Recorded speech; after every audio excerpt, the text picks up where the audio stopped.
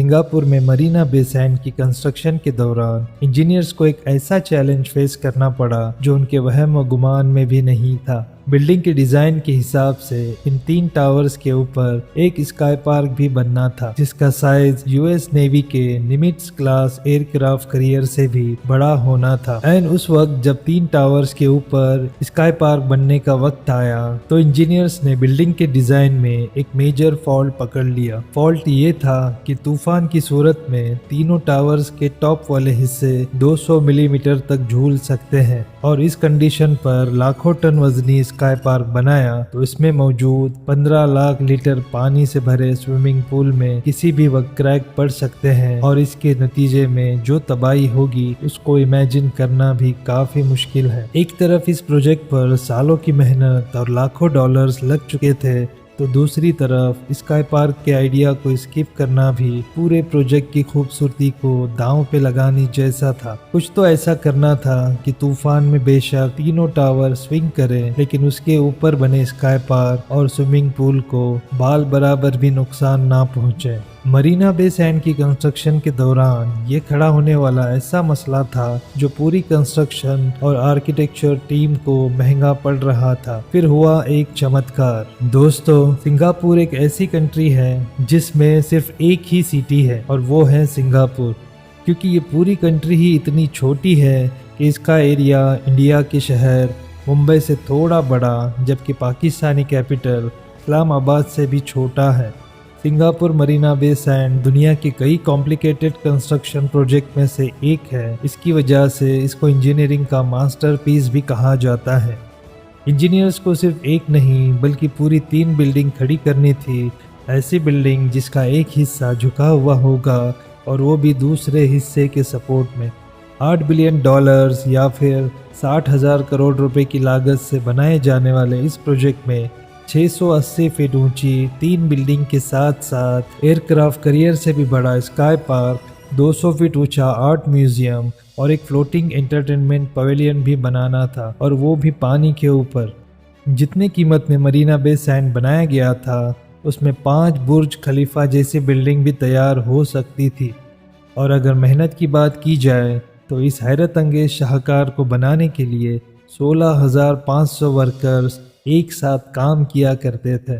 समंदर के किनारे गीली मिट्टी पर फाउंडेशन बनाने से लेकर एक खास एंगल पर कर्व शेप स्ट्रक्चर और उसके ऊपर अनोखा स्काई पार्क बनाने तक कंस्ट्रक्शन वर्कर्स और इंजीनियर्स को ऐसे कई मुश्किलों का सामना करना पड़ा, जो न सिर्फ उनकी लाइफ का पहला चैलेंज था बल्कि इससे पहले ऐसे चैलेंज का दुनिया के किसी प्रोजेक्ट में सामना नहीं किया गया था। आइए एक एक करके इन तमाम चैलेंजेस और उनके सॉल्यूशंस पर नजर डालते हैं। चैलेंज नंबर 1, मरीना बे सैंड बनाने के पीछे अमेरिकन बिजनेस टाइकून और लास वेगास सैंड कॉरपोरेशन के मालिक शेल्डन एडल्सन थे, जिनका शुमार फोर्ब्स मैगजीन की रिचेस्ट लिस्ट में भी होता रहा है। एडल्सन एक ऐसा प्रोजेक्ट बनाना चाहते थे जो सिंगापुर की पहचान बन जाए। अब जाहिर है इस किस्म के प्रोजेक्ट के लिए उसका डिज़ाइन भी काफ़ी तगड़ा होना चाहिए। इस काम के लिए मोशे सैफदी जैसे आर्किटेक्ट से बढ़कर कोई और ऑप्शन नहीं था, जिनके कर्व डिज़ाइन होते तो कमाल के हैं पर साथ साथ मुश्किल भी होते हैं। कई महीनों की मेहनत के बाद सैफदी ने तो अपना डिज़ाइन पेश कर दिया, लेकिन इस डिज़ाइन ने कंस्ट्रक्शन टीम के लिए एक बड़ा चैलेंज खड़ा कर दिया। कंस्ट्रक्शन टीम के हिसाब से इस प्रोजेक्ट को बनाने के लिए कम से कम 7 साल लगेंगे, लेकिन शेल्डन एडल्सन इस प्रोजेक्ट को सिर्फ और सिर्फ 3 साल में बनवाना चाहते थे। इन्हीं 3 सालों के अंदर ये पूरा प्रोजेक्ट, इसके तीनों टावर्स, इसका इंटीरियर, म्यूजियम, फ्लोटिंग पवेलियन और सबसे मुश्किल स्काई पार्क भी बनना था। ये चैलेंज एक्सेप्ट करना ही कंस्ट्रक्शन टीम के लिए एक बड़ी अचीवमेंट थी। चैलेंज नंबर 2, कंस्ट्रक्शन जिस साइट पर की जानी थी वहाँ की ज़मीन समंदर की चिकनी मिट्टी से भरी पड़ी थी, जिसको इंजीनियर्स मरीन क्ले कहते हैं। ये मरीन क्ले बहुत सॉफ्ट होती है और यहाँ कंस्ट्रक्शन करना तो दूर की बात, इस पर चलना भी बहुत मुश्किल होता है। अगर मरीन क्ले से सही तरीके से नहीं निपटा गया तो ये पलट कर वार भी कर सकती है।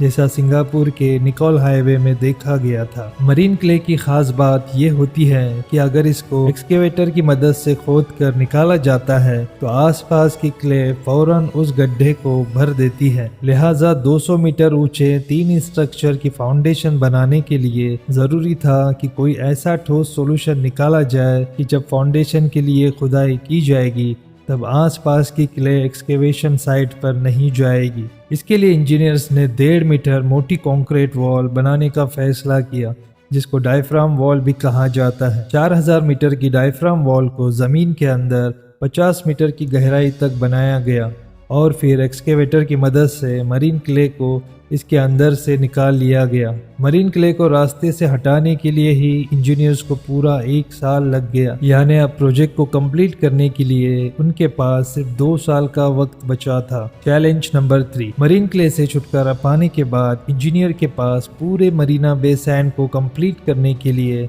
सिर्फ 2 साल का वक्त बचा था और ये वाकई एक मुश्किल टास्क था। इंजीनियरिंग टीम ने हार नहीं मानी और फैसला किया कि इस प्रोजेक्ट के हर एक हिस्से की कंस्ट्रक्शन एक साथ ही की जाएगी, लेकिन इसके लिए वर्कर्स की एक बहुत बड़ी तादाद रिक्वायर्ड थी। हैरत अंगेज तौर पे 16,500 वर्कर्स को दिन रात शिफ्टों में काम करने के लिए हायर किया गया। वर्कर्स की इस आर्मी को मैनेज करना और उनको वक्त पर खाना खिलाना भी खुद से ही एक बहुत बड़ा टास्क था। इसके लिए दुनिया की सबसे बड़ी कैंटीन बनाई गई। इस कैंटीन में सिर्फ एक दिन नहीं बल्कि सिर्फ एक वक्त का खाना बनाने के लिए $82,500 या फिर 61 लाख रुपयों का खर्च होता था। Challenge number 4। तीनों टावर्स को बनाने में कॉम्प्लिकेशन ये थी कि इसका एक हिस्सा बिल्कुल सीधा जबकि दूसरा हिस्सा एक खास एंगल पर कर्व होगा और दोनों हिस्से एक दूसरे की सपोर्ट में खड़े होंगे।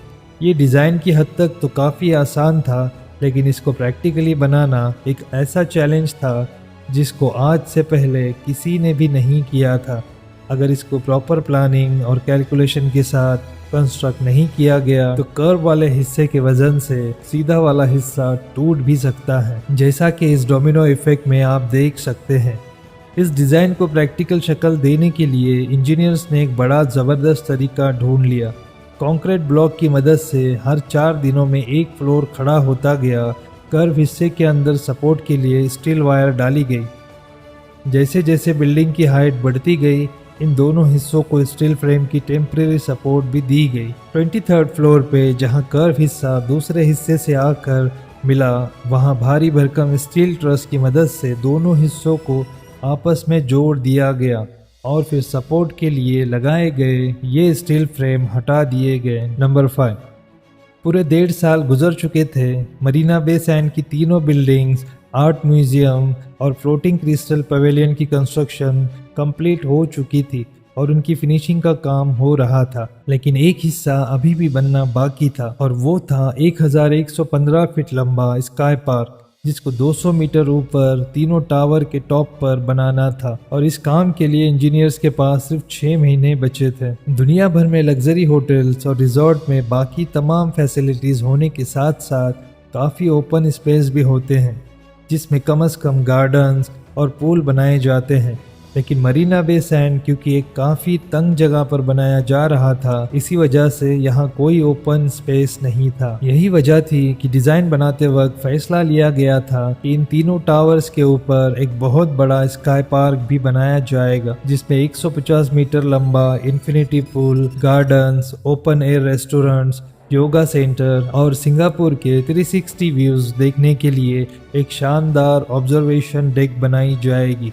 लेकिन ऐन उस टाइम पर जब स्काई पार्क बनाने का वक्त आया, इंजीनियर्स ने एक मेजर फॉल्ट पकड़ लिया, जिसकी वजह से स्काई पार्क की कंस्ट्रक्शन डिले हो गई। क्योंकि तीनों टावर्स एक दूसरे से अलग बनाए गए थे, यानी इन तीनों टावर्स का आपस में कोई कनेक्शन नहीं था। इसी वजह से इंजीनियर्स का ख्याल था कि तेज़ हवाओं के दौरान ये तीनों टावर्स अलग अलग डायरेक्शन में स्विंग कर सकते हैं और अगर इस कंडीशन में इन पर स्काई पार्क बनाया गया तो ये बहुत बड़ी तबाही को दावत देने जैसा होगा। इंजीनियर्स का ये जो ख्याल था, इसको प्रूव करने के लिए प्रोजेक्ट के मॉडल को विंड टनल टेस्ट से गुजारना बहुत जरूरी था। सीपीपी विंड इंजीनियर्स कंपनी की मदद से मॉडल के अंदर वीक पॉइंट्स पर प्रेशर सेंसर लगाए गए और इसको आर्टिफिशियल टाइफून से गुजारा गया। अफसोस के साथ रिजल्ट पॉजिटिव आया। विंड इंजीनियर्स ने एग्जैक्टली बताया कि तूफान की सूरत में तीनों टावर्स के टॉप 200 mm तक झूल सकते हैं, यानी तकरीबन एक मोबाइल फोन की लंबाई से थोड़ा सा ज्यादा। कहने में तो ये इतना बड़ा स्विंग नहीं है, लेकिन कंक्रीट की नेचर ही ऐसी होती है कि वो फ्लेक्सिबल नहीं होता। थोड़ा सा भी प्रेशर कंक्रीट क्रैक कर सकता है।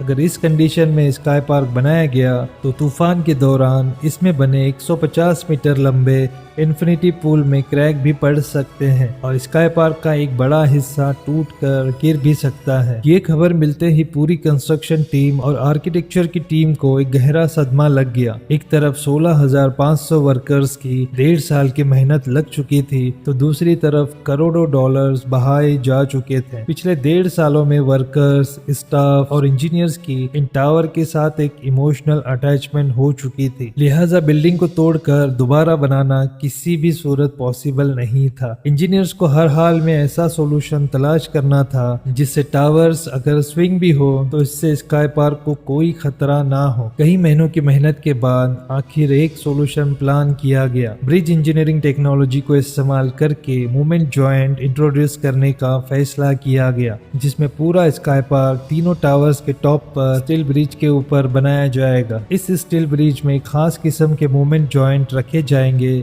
जो 250 mm मूवमेंट बर्दाश्त करने की काबिलियत रखेंगे। ये सॉल्यूशन सबको समझ आ रहा था, लेकिन इसके लिए ज़रूरी था कि स्काई पार्क को 3 अलग अलग हिस्सों में बनाया जाए।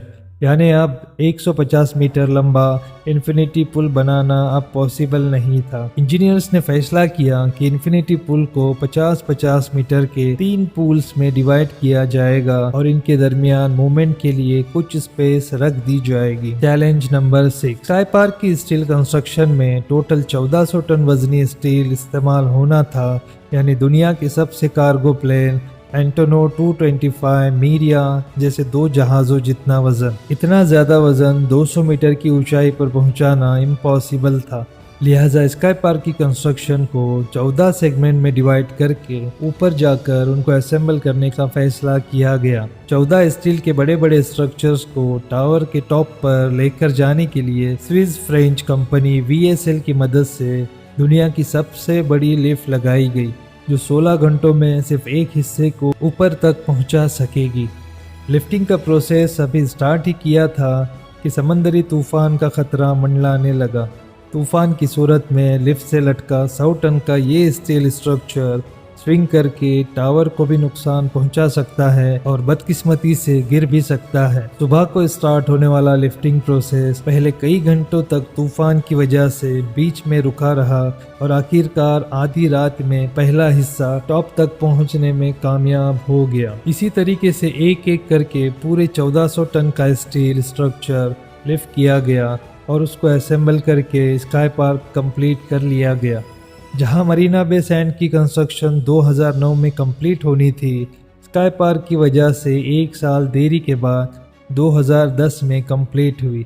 आज मरीना बे सैंड रोज़ाना लाखों विजिटर्स को होस्ट करता है, लेकिन हिस्ट्री में ये बात हमेशा याद रखी जाएगी कि इस इंजीनियरिंग मास्टरपीस के पीछे 16,500 वर्कर्स के खून पसीने की मेहनत शामिल है। उम्मीद है इन्फोलिस टीवी की ये वीडियो भी आप लोग भरपूर पसंद करेंगे।